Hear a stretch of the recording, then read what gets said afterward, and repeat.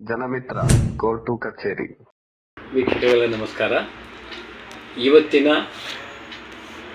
ಕಾನೂನು ಪ್ರಶ್ನೆ ಏನು ಅಂತ ಅಂದರೆ, ಸರ್ಕಾರಿ ನೌಕರರು ಖಾಸಗಿ ಉದ್ದೇಶಕ್ಕಾಗಿ ಸರ್ಕಾರಿ ವಾಹನವನ್ನು ಬಳಸಿದರೆ ಸಾರ್ವಜನಿಕರು ಯಾರಿಗೆ ದೂರು ನೀಡಬೇಕು, ಇದಕ್ಕೆ ಪ್ರತ್ಯೇಕವಾದ ಪ್ರಾಧಿಕಾರ ಏನಾದರೂ ದೂರು ಕೊಡಲಿಕ್ಕೆ ಇದೆಯಾ ಅಂತ ಕೇಳಿದ್ದಾರೆ.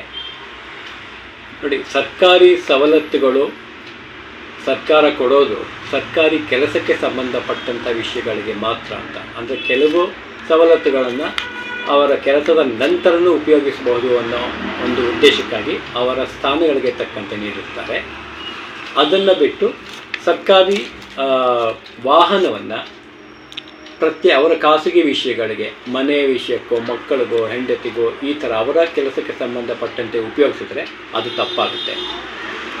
ಅಂತಹ ಸಂದರ್ಭದಲ್ಲಿ ಅದನ್ನು ಗಮನಿಸಿದವರು ಯಾವ ವ್ಯಕ್ತಿ, ಯಾವ ಅಧಿಕಾರಿ ಆ ಥರ ದುರುಪಯೋಗ ಪಡಿಸ್ಕೊಳ್ತಾ ಇದ್ದಾರೆ ಅಂತ ಗಮನಕ್ಕೆ ಬಂದರೆ ಅವರ ಮೇಲಧಿಕಾರಿಗಳಿಗೆ ದೂರು ಕೊಡೋದು ಸೂಕ್ತ. ಇಲ್ಲ ಅಂದರೆ ಲೋಕಾಯುಕ್ತಕ್ಕೂ ಸಹ ಈ ತರಹ ದುರ್ಬಳಕೆ ಆಗ್ತಾ ಇದೆ, ಅವರ ಅಧಿಕಾರವನ್ನು ಬಳಕೆ ಮಾಡ್ಕೊಳ್ತಾ ಇದ್ದಾರೆ ಅಂತ ಹೇಳಿ ದೂರನ್ನು ಕೊಟ್ಟು ಅದಕ್ಕೆ ಕ್ರಮ ತಗೊಳ್ಳಿ ಅಂತ ಹೇಳಿ ಕೇಳ್ಕೋಬಹುದಾಗಿದೆ.